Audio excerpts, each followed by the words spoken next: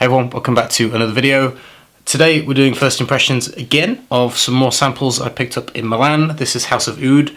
I have 8 samples. I'm not going to do 8 in one video because that's too much to take in and it's not going to be useful for you, so I'm going to cut it up into 2 videos and have 4 in each because 4 is just more easily digestible. So we're going to go over 4 fragrances in this video and then I'll do a part 2 with the other 4 another day. So I have smelled House of Oud a few times before briefly and I wasn't all that impressed with them. I didn't really rate the quality of them. So we'll see how these samples go. Maybe I'll be surprised. I didn't really take the time to smell them while I was in Milan. So here we go. We'll get into some first impressions.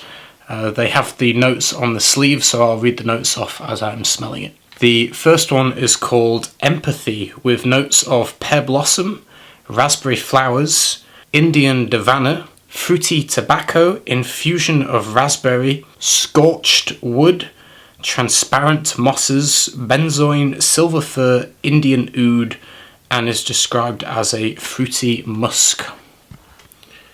And that is the inside of the packet. So you can see the bottle design there is pink in colour. So I'm expecting this one to be probably a little bit fruity with some raspberry notes. We'll see. That it is. It is indeed fruity. There's definitely a raspberry nuance. Very underwhelming. It smells like raspberry shampoo. That's what it reminds me of. It reminds me of a thick, creamy shampoo that's scented with raspberry. It smells synthetic and cheap and smells like a creamy raspberry shampoo. I don't know why anyone would want to smell like that. Maybe if you spray it in your hair, you'll smell like you washed your hair. That is literally the best way to describe this from a top note. It's raspberry shampoo, plain and simple. Very underwhelming. I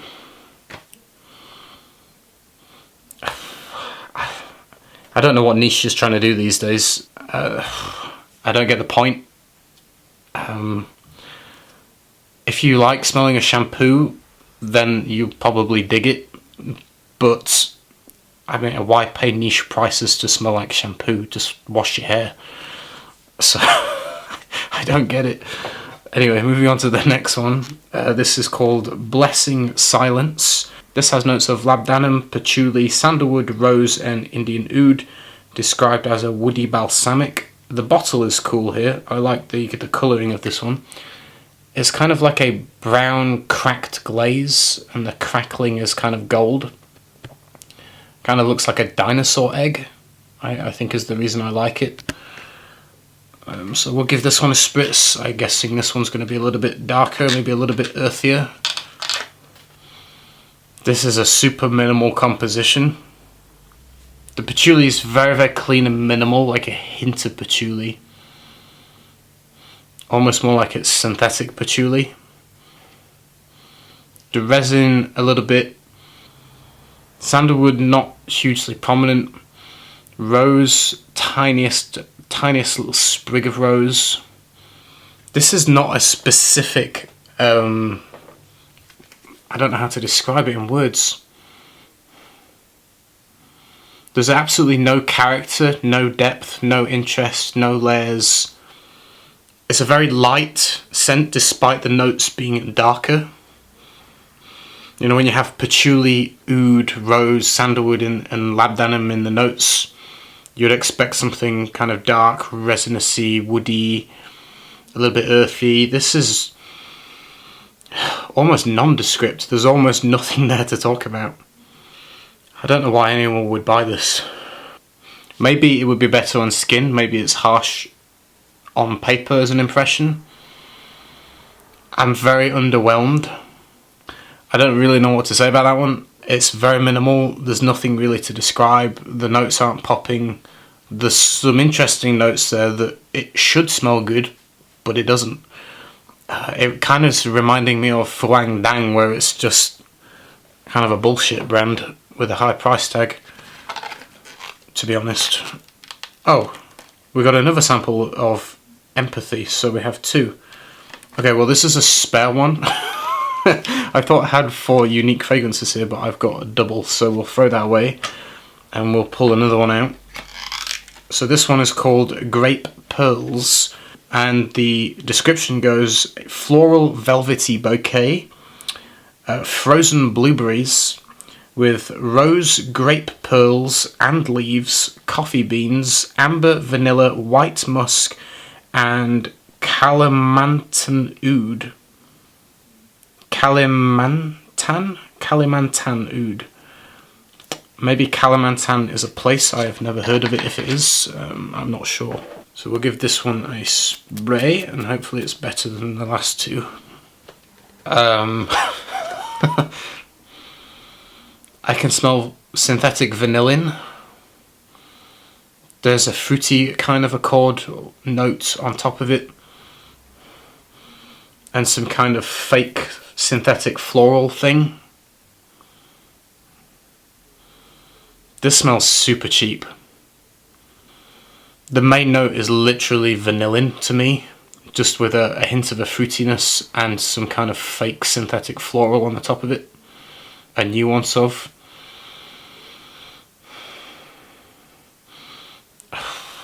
I would be embarrassed putting that out. I wouldn't release that. That's what the bottle looks like.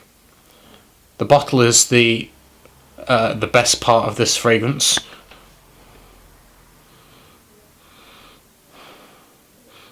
It's like no time or effort or thought was put into this scent. This is really freaking lazy. There's nothing unique, there's nothing interesting, there's no complexity, there's no depth, there's no character, there's almost no notes. Like, it's so singular. I'm going to pick up the other ones since we've only done 3 and I've got more, and maybe there's some more doubles in there. I am not impressed so far. Okay, so I'm just going to go through the whole thing. There isn't any more doubles, so there's another 4 to go through, but we'll go through it. This one is called Breath of the Infinite, with notes of peony, freesia and peach, musk, ambroxan, cashmeran and Indian oud. I'm glad they're honest that there's mainstream cheap synthetics in here. At least they're not hiding it. It's got ambroxan and cashmeran in, so, you know, kind of designer level kind of stuff. But here we go.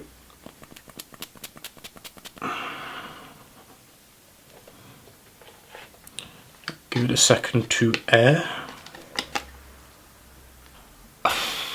There's almost nothing there. I can smell the cashmeran. If you want a good base point reference to what cashmeran smells like, then there's a designer fragrance called Jupe Wow. That is loaded with cashmeran. If you smell that fragrance, you have a really good understanding of what cashmeran brings to a fragrance. This one I get a light dose of cashmeran and some musk.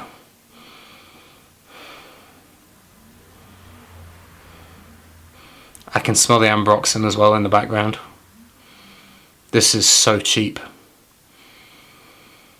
Why would you release this? I don't particularly smell any peony or freesia or peach. I get the main note feels like cashmeran and musk, paired with a little bit of ambroxan behind that. I don't smell any kind of oud whatsoever. That is very, very light, very cheap, completely passable. Like, I don't understand why anyone would smell that and go, oh my god, this is the breath of the infinite. I smell like the breath of a god or something. I mean, it's just utter bullshit. There you go, that's the bottle.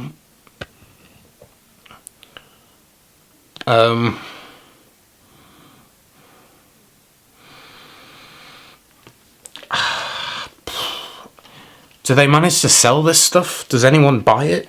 How does someone smell that and go, yeah, that's really high quality, I want to pay a lot of money for that? Are they just looking at the bottle and going, oh, I want that on my shelf? That's utter crap. You just buy a designer fragrance, you'll get better quality juice. That's very, very poor, very poor quality. I mean, you're literally looking at Joop quality. You know, just buy a designer fragrance and you'll be hitting the same kind of ballpark as that one. That's very. It's just embarrassing, I would say. It's just embarrassing for the brand. I don't know what the hell they're doing. Next one is Wonderly. This one has goji berry and apricot, African neroli, almond flower and sambac jasmine, with Virginian cedarwood, concrete Italian iris, Mysore sandalwood, myrrh, cassamone, Madagascan vanilla, incense, and is described as an oriental chypre. And this is the bottle, kind of a split colour one this time. There are some expensive materials listed on this one. This one you get a mix of floral and sweetness, fruity sweetness. There's something a little bit odd smelling. I can't work out what this odd smell is, unless it's whatever the goji berry accord is. Maybe it's goji berry, I'm not sure. There's a kind of a peculiar smell, slightly sweet and fruity and slightly floral. This is the best one so far. I mean, which isn't saying much. The most expensive materials in here, if they're real, is the concrete iris and Mysore sandal, and neroli is pretty pricey as well if it's genuinely real neroli. I don't really smell any of those though. I get a weird fruity thing that I'm presuming is goji berry. I don't really know how to describe that. This one is okay. It's the best so far. This one I would say is unisex, slightly leaning on the feminine, spring and autumn, daytime, and is quite light and generally just a little bit fruity and a little bit weird. And we'll move on to the next one, which is called Golden Powder, with nutmeg, cinnamon, sandalwood, gaiac wood, Virginian cedar, musk, French labdanum, vanilla, coumarin, tobacco blossom, and Burma oud. And the bottle is this kind of shimmery gold cracked kind of effect. I think what is disappointing is that it's called House of Oud and they put supposed oud in their fragrances, and then they pair it with these really cheap synthetics like ambroxan and cashmere, and like why would you just do that to oud? I don't know why you would do that. It's depressing. In these really minimalist, simple, non-inspiring, bland, boring fragrances that just smell cheap. Okay, so in this one I can smell synthetic sandalwood and a hint of spice. There's a muskiness to it, and I can smell vanillin. I'm presuming it smells like synthetic sandalwood to me. I might be wrong, so I'll hold my hand up there that, you know, I'm not guaranteeing it's synthetic sandalwood. It gives me the impression of synthetic sandalwood. I get the impression of vanillin. There's a hint of spice. The cinnamon is not dominant, neither is... I would say the nutmeg is a tiny bit more prominent than the cinnamon, but it's very mild spice. It's not upfront. And there is a kind of a coumarin kind of tone as well. Coumarin is kind of, it's vanilla-y, it's kind of like hay, it's kind of coconut hay, vanilla kind of smell all kind of mixed up. This one is again lacking depth and character and interest, and smells just generic and flat and just a little bit sweet and a little bit woody. A very boring blend. Again, I don't know how this stands out in a collection. I don't know how this stands out for a brand. I don't know why you would release so many generic, boring, dull fragrances instead of just making a couple that are actually decent and good. I don't know who their audience is for buying these, but it's not me. So the last one we're going to talk about is Cypress Shade. So this one has lemon, bergamot, mandarin, petitgrain, mimosa, coriander, mint, cedarwood, Madagascan, vetiver, and Indian oud. The bottle is kind of a slimy, sludgy, toxic green colour. Okay, my spirits are in high hopes. Let's give this a go. This is the last one.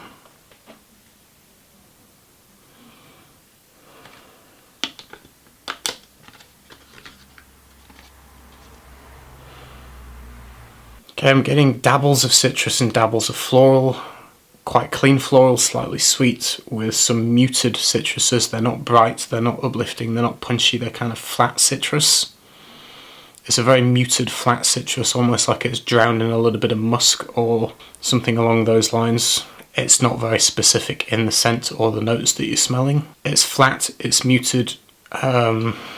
I don't know what to say. I can't imagine too many people being blown away by these fragrances. If you are, then fair enough, you know, taste is subjective.